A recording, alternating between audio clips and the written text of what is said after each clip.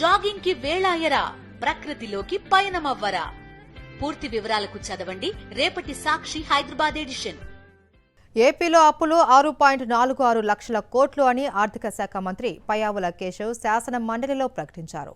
2023-24 నాటికి సవరించిన అంచనాలు 4,91,734 కోట్ల రూపాయలని తెలిపారు.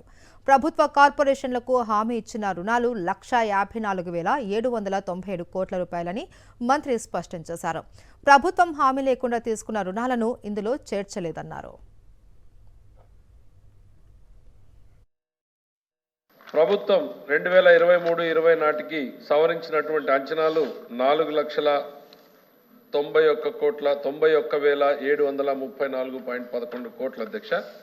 ప్రభుత్వ కార్పొరేషన్లకు హామీ ఇచ్చినటువంటి రుణాల వివరాలు 1,54,797.10 లక్షల కోట్ల రూపాయల అధ్యక్ష.